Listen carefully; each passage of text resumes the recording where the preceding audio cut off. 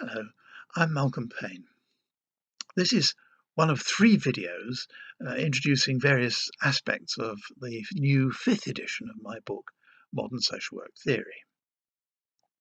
This time, I want to introduce you to some of the new features of social work practice theory that the book covers.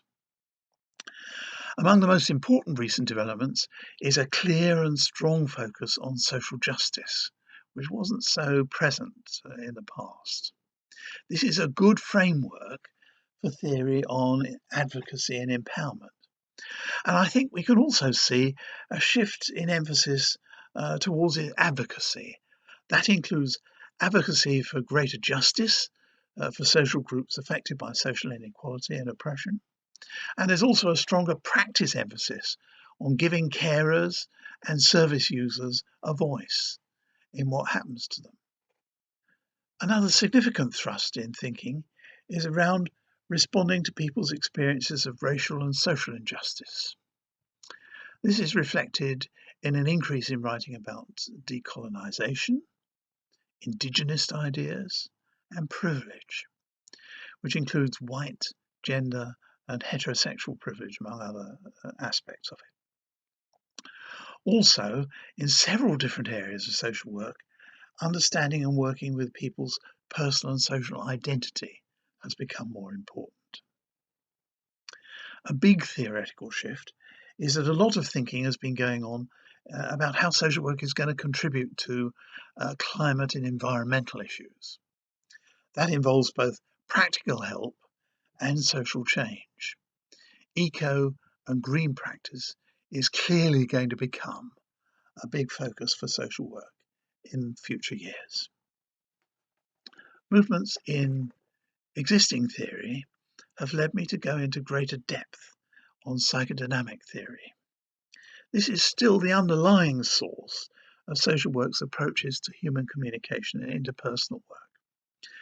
But the strong development of relational practice recently and the evolution of attachment theory in work both with children and with adults means that relational and attachment work need much fuller discussion. Another practice development that's been increasingly used by social workers is motivational interviewing.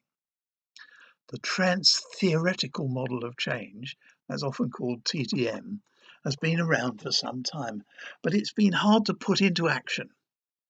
Motivational interviewing tries to do that, and some social workers have found it provides useful, detailed, practical guidance in dealing with difficult situations.